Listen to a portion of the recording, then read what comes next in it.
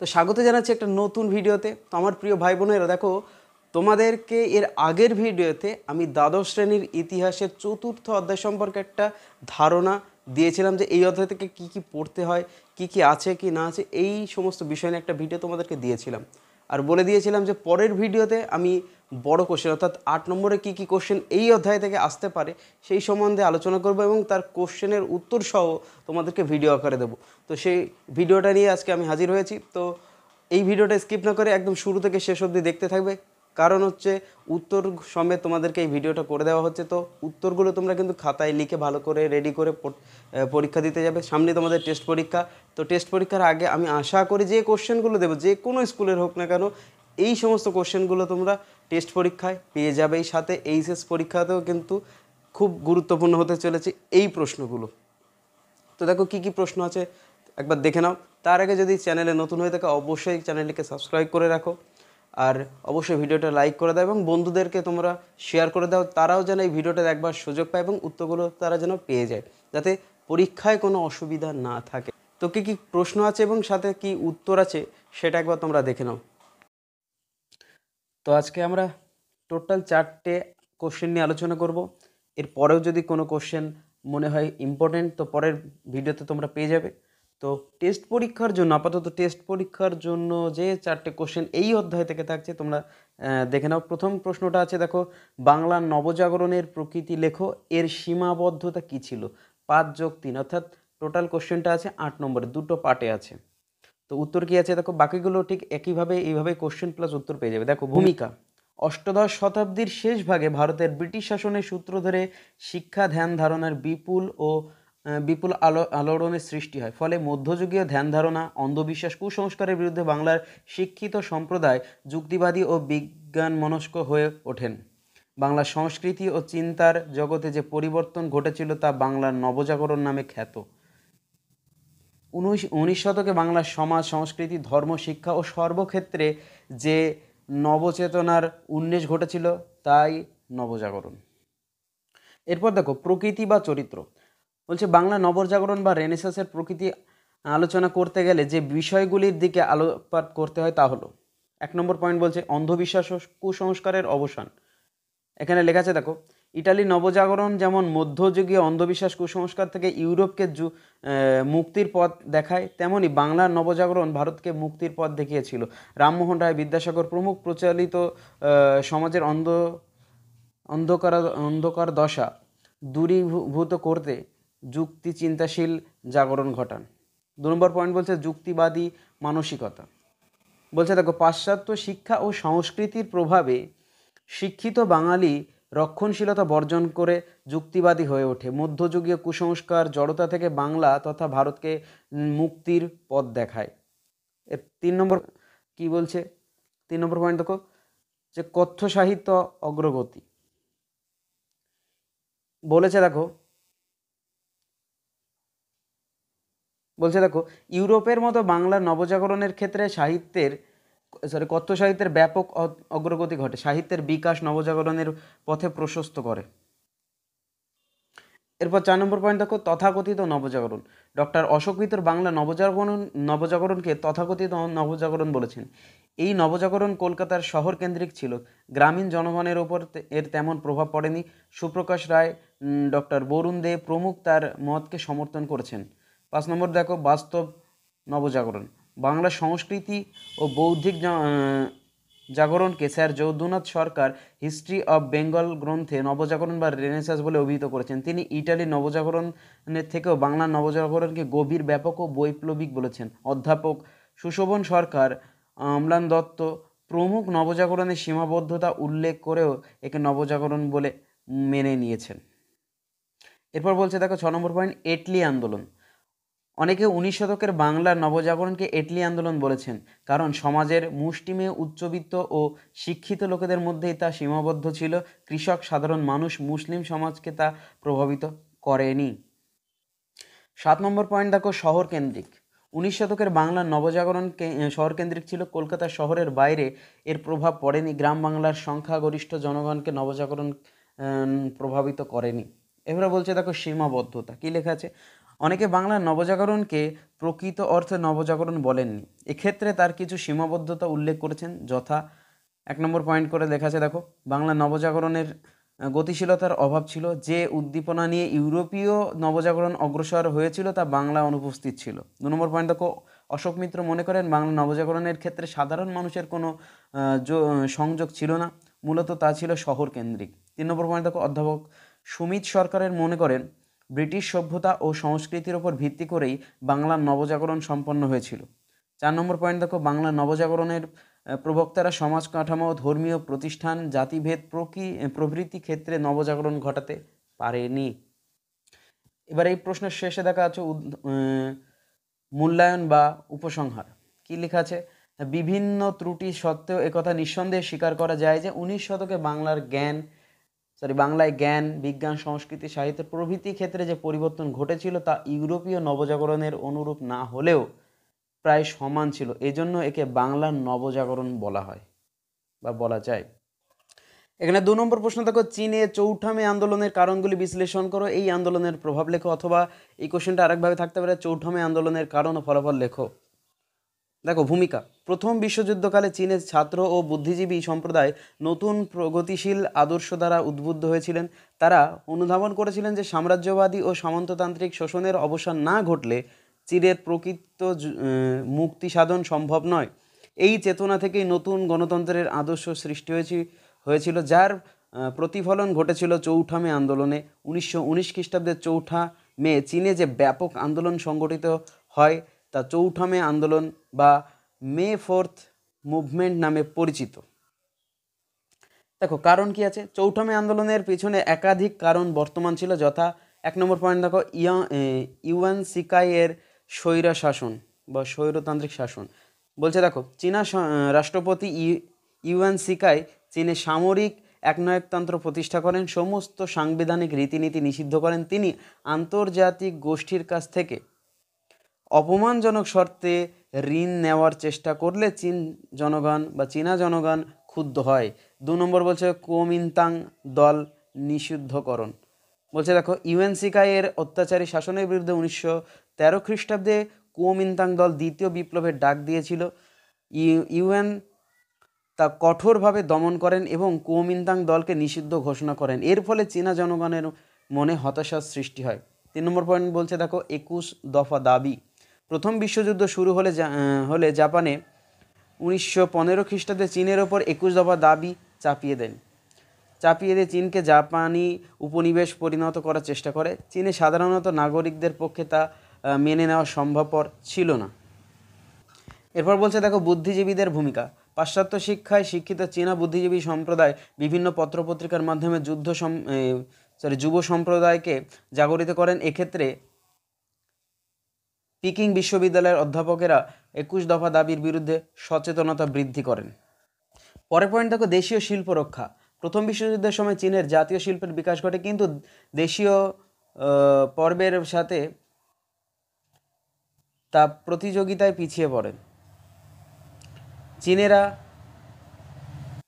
চীনেরা দেশীয় শিল্পগুলি রক্ষার জন্য বিদেশি পণ্যের বিরুদ্ধে বয়কট শুরু করলে সমাজে এক আলোড়ন বা আন্দোলনের সৃষ্টি হয়।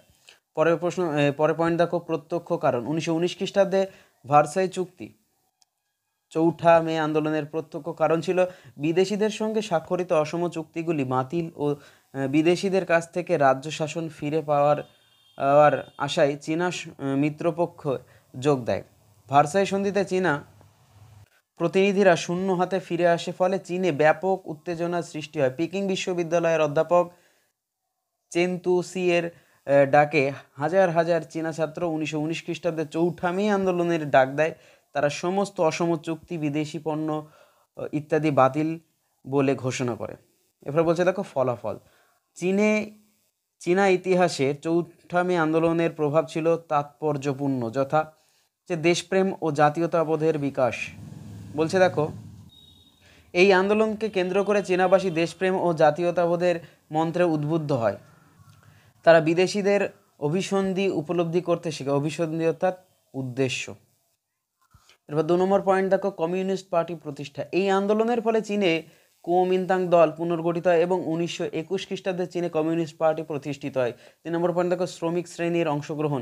চৌঠা মে আন্দোলনের মধ্যে দিয়ে চীনে শ্রমিক শ্রেণীর অংশগ্রহণ বৃদ্ধি পায় এবং শ্রমিকরা রাজনৈতিক সংগ্রামের অভিনয় প্রবেশ করে আঙিনায় প্রবেশ করে। সংস্কৃতির অগ্রগতি। এই আন্দোলনের প্রভাবে চীনের সাংস্কৃতিক ক্ষেত্রে বিপ্লব শুরু হয়। চীনের সাহিত্যের ক্ষেত্রে ব্যাপক অগ্রগতি ঘটে। ব্যাপকতা, পরের পয়েন্ট ব্যাপকতা। চীনে 1919 এর আন্দোলনের প্রভাব ছিল সর্বাত্মক এবং এর বিস্তৃতি ছিল ব্যাপক। ছাত্ররা এই আন্দোলনের মুখ্য ভূমিকা গ্রহণ করেছিল। এরপরে দেখো উপসংহার বা মূল্যায়ন। পরিশেষে বলা যায় চৌঠা মে আন্দোলন চীনে আধুনিকতার পথ প্রশস্ত করে। এই আন্দোলনের ফলে এক নতুন বিপ্লবী সম্প্রদায়ের জন্ম হয়। নতুন বিপ্লবী সংগ্রামের জন্ম হয়। চাও সেই সুং বলেন যে কার্যকাণ্ডের ব্যাপকতা ও গভীরতা বিচারে চৌঠা মের আন্দোলন ছিল চীনের ইতিহাসে এক নজিরবিহীন ঘটনা। তো 2 নম্বর প্রশ্নের উত্তর শেষ হলো। এবার দেখো 3 নম্বর প্রশ্ন কি আছে না, আলিগড় আন্দোলনের প্রসারে স্যার সৈয়দ আহমেদ খানের কৃতিত্বের পরিচয় দাও। অথবা তোমাদের কোশ্চেন দিতে পারে স্যার সৈয়দ আহমেদ খানের সমাজ সেবা উপলক্ষে বা সমাজ সেবার ক্ষেত্রে যে অবদান আছে তার প্রশ্ন, এই একই উত্তর লিখে দিলেই হবে। দেখো, ঔপনিবেশিক শাসনকালে ভারতীয় মুসলমান সমাজের বা মুসলিম সমাজের সংস্কার ও অগ্রগতির কাজে যিনি সর্বাধিক গুরুত্বপূর্ণ ভূমিকা পালন করেছেন তিনি হলেন স্যার সৈয়দ আহমেদ খান। পরের প্রশ্ন দেখো, ডক্টর শচীন সেন তার গ্রন্থে বলেছিলেন যে ব্রিটিশ শাসনকালে স্যার সৈয়দ আহমেদ খানের মতো মুসলিম সম্প্রদায়ের এমন হিতাকাঙ্ক্ষী ও মহান নেতা সম্ভবত আর কেউ ছিলেন না। এখানে দেখো প্রথম পয়েন্ট আছে পাশ্চাত্য শিক্ষার প্রতি সমর্থন। স্যার সৈয়দ আহমেদ খান পারিবারিক ঐতিহ্য অনুসারে আরবি, ফার্সি, উর্দু ভাষা ও ইসলামীয় শাস্ত্রে জ্ঞান অর্জন করেন ও পরে ইংরেজি ভাষায় দক্ষতা লাভ করেন। প্রথম জীবনে ইংরেজ সরকারের বিচার বিভাগে চাকরি করেন।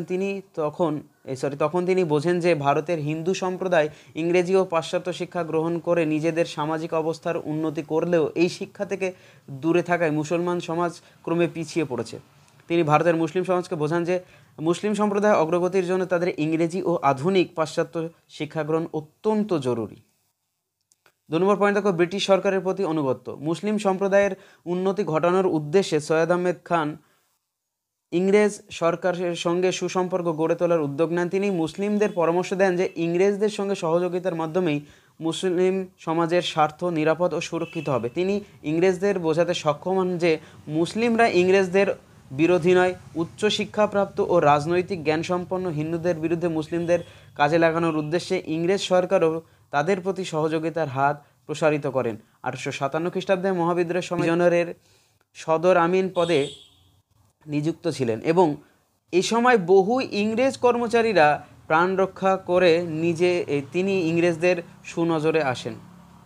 পরের পয়েন্ট দেখো, রাজনৈতিক দৃষ্টিভঙ্গি। স্যার সৈয়দ আহমেদ খান প্রথম জীবনে হিন্দু মুসলিম ঐক্যের প্রয়োজনীয়তা উপলব্ধি করেন। তিনি বলেন যে হিন্দু মুসলিম একই জাতি, একই জননী, 2 সন্তান। কিন্তু পরবর্তীকালে তার রাজনৈতিক দৃষ্টিভঙ্গির পরিবর্তন ঘটে। তিনি পাওনিয়ার পত্রিকায় লেখেন যে হিন্দু ও মুসলিম 2টি পৃথক জাতি, এদের রাজনৈতিক স্বার্থ পৃথক। তিনি আশঙ্কা করেন যে ভারতে প্রতিনিধিত্বমূলক শাসন ব্যবস্থা প্রতিষ্ঠিত হলে সংখ্যালঘু মুসলিম সম্প্রদায় দ্বিতীয় শ্রেণীর নাগরিকে পরিণত হবে। শিক্ষার প্রসার। স্যার সৈয়দ আহমেদ খান মুসলিম সম্প্রদায়কে যুক্তি নির্ভর ও স্বাধীন চিন্তাভাবনার অধিকারী হওয়ার পরামর্শ দেন। মুসলিমদের মধ্যে ইংরেজি শিক্ষার প্রসার ঘটানোর লক্ষ্যে তিনি গাজীপুরে একটি ইংরেজি বিদ্যালয় প্রতিষ্ঠা করেন। জ্ঞান বিজ্ঞানের বিভিন্ন শাখার প্রয়োজনীয় ইংরেজি গ্রন্থাবলী উর্দুতে অনুবাদ করেন এবং সেগুলি মুসলিমদের মধ্যে প্রচারের উদ্দেশ্যে তিনি 1864 খ্রিস্টাব্দে সায়েন্টিফিক সোসাইটি প্রতিষ্ঠা করেন। তিনি 1871 খ্রিস্টাব্দে তাহজিব আল আফলাক নামে একটি উর্দু পত্রিকা এবং committee of advancement of learning among the Mohammedans of India নামে একটি সংস্থা প্রতিষ্ঠা করেন। তিনি 1875 খ্রিস্টাব্দে আলিগড়ে অ্যাংলো ওরিয়েন্টাল কলেজ প্রতিষ্ঠা করেন। পরবর্তীকালে এটি আলিগড় মুসলিম বিশ্ববিদ্যালয়ে পরিণত হয়। তিনি 1886 খ্রিস্টাব্দে ভারতীয় মুসলিম শিক্ষা সম্মেলনে নামে একটি সংস্থা স্থাপন করেন। পরের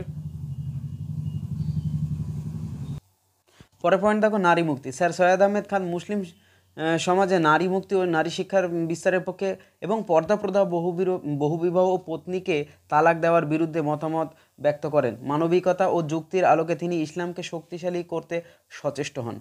এবার 6 নম্বর পয়েন্ট দেখো, থিওডর বেগের ভূমিকা। আলিগড় আন্দোলনের সাম্প্রদায়িক মনোভাবের প্রসারে স্যার সৈয়দ আহমেদের সুদৃঢ় আলিগড় কলেজের প্রথম অধ্যক্ষ থিওডর বেগের গুরুত্বপূর্ণ ভূমিকা ছিল। তার পরিচালনাধীন আলিগড় কলেজ হিন্দু বিরোধী, বাঙালি বিরোধী ও কংগ্রেস বিরোধী রাজনৈতিক কার্যের মূল কেন্দ্রে পরিণত করেন। প্রথমে দেখা যাচ্ছে দেখো, ইনস্টিটিউট গেজেট নামক বেগ সম্পাদিত কলেজ পত্রিকার মাধ্যমে এই বিদ্বেষমূলক প্রচার করা হতো। 2 নম্বর বলছে দেখো, বেকের উদ্যোগে আলিগড়ে 1888 খ্রিস্টাব্দে ইউনাইটেড ইন্ডিয়ান পেট্রিয়টিক অ্যাসোসিয়েশন এবং 1893 খ্রিস্টাব্দে Mohammedan Anglo oriental defence association of upper India প্রভৃতি সংঘ প্রতিষ্ঠা করেন। এই সংগঠনগুলির লক্ষ্য ছিল মুসলিম স্বার্থরক্ষা ও ব্রিটিশ শাসনকে সুদৃঢ় করা। সৈয়দ আহমেদের মৃত্যুর পর এই আদর্শে আলিগড় আন্দোলন পরিচালিত হতে থাকে। 7 নম্বর পয়েন্ট দেখো, আলিগড় আন্দোলন।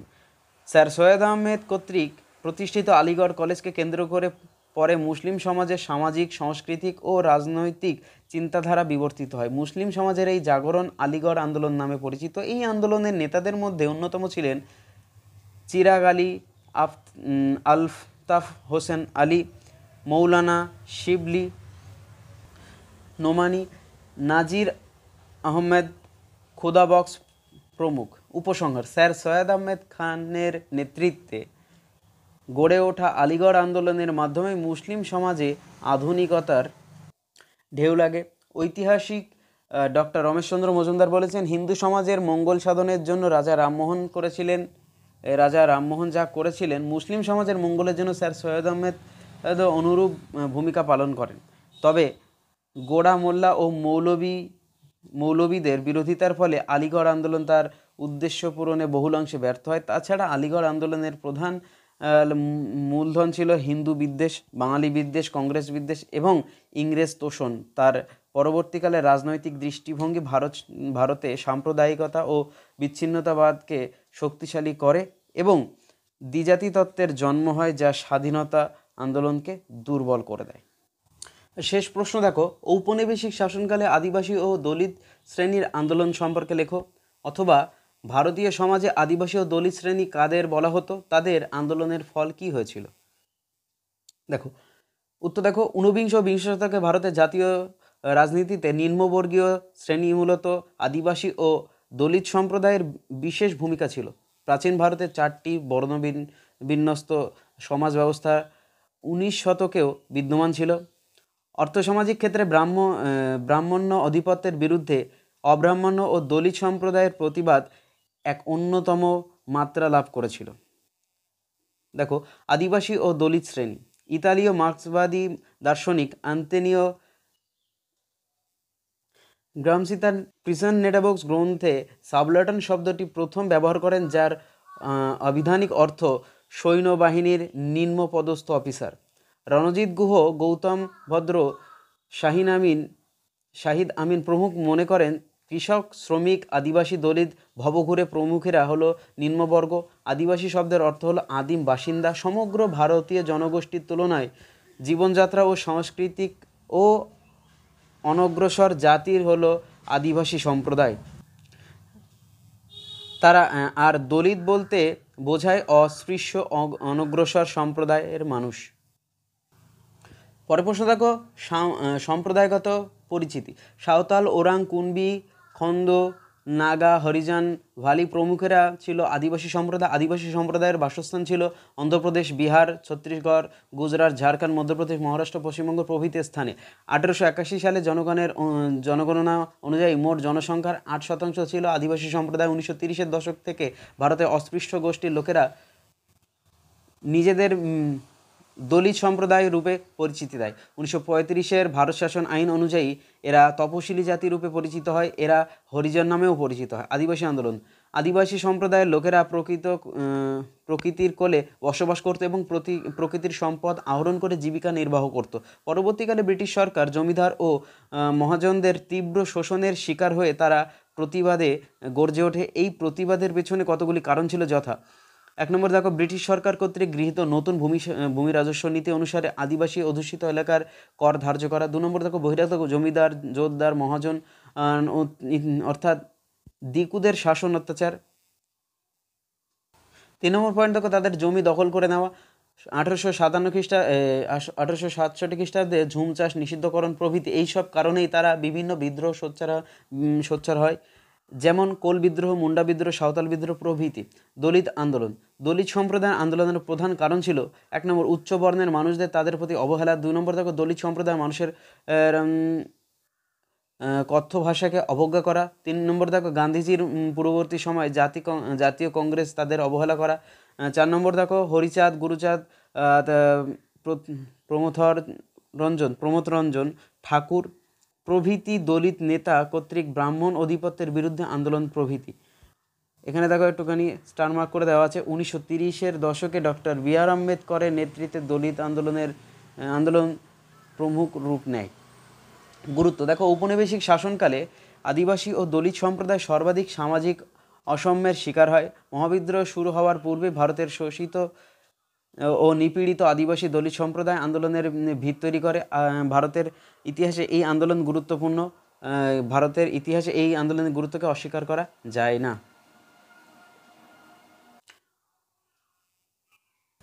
দেখো এই আন্দোলনের গুরুত্বটা কি পয়েন্ট আছে দেখো। 1 নম্বর দেখো, দলিত সম্প্রদায় ব্রাহ্মণ্য আধিপত্যের বিরুদ্ধে আন্দোলন সংগঠনের মাধ্যমে আর্য তত্ত্বের বিপরীত ধারণা গড়ে তোলে। 2 নম্বর দেখো, দলিতেরা সামাজিক বিন্যাস ও অস্পৃশ্যতাকে অস্বীকার করায় বৈষম্যের অবসান ঘটে। 3 নম্বর দেখো, রাজনৈতিক ক্ষেত্রে আসন সংরক্ষিত হয়। 4 নম্বর দেখো, শোষিত ও নিপীড়িত আদিবাসী সম্প্রদায় প্রথম ব্রিটিশ বিরোধী আন্দোলন শুরু করে। 5 নম্বর দেখো, স্বাধীনতা লাভের এক মুহূর্তে দলিত নেতা ও আম্বেদকরকে সংবিধানের খসড়া কমিটি সভাপতি নির্বাচিত করা হয়, যা দলিত আন্দোলনকে সমর্থন করে তোলে। তো এই প্রশ্ন এবং সাথে উত্তরগুলো খুব সযত্নে লিখে কিন্তু মুখস্থ করে রাখো, কারণ এই প্রশ্নগুলোর মধ্যে কিন্তু টেস্ট পরীক্ষা এবার আসতেই চলেছে। তোমরা টেস্ট পেপার খুললেই দেখতে পাবে যে প্রত্যেকটা স্কুলের বা প্রত্যেকটা সেটে কিন্তু এই সমস্ত বা এই ধরনের কোশ্চেন আছে। তো কোশ্চেন সম্বন্ধে যদি কোনো রকম কারো সমস্যা থাকে বা অন্য কোনো প্রশ্নের যদি উত্তর তোমাদের প্রয়োজন থাকে, তোমরা অবশ্যই কমেন্ট বক্সে আমাকে জানাও যে তোমাদের কোন কোন উত্তর আরও দরকার আছে, কিংবা কোন কোন বিষয়ের প্রতি তোমাদের ইন্টারেস্ট আছে। সেই সমস্ত বিষয়ের প্রতি আমি কিন্তু তোমাদেরকে ভিডিও আকারে এই সমস্ত কোশ্চেন সাথে উত্তর দিয়ে দেবো। তো ততক্ষণে ভালো থাকো সবাইকে বেস্ট অফ লাক পরীক্ষার জন্য। আর অবশ্যই কিন্তু উত্তরগুলো লিখে ভালো করে পড়াশোনা করো।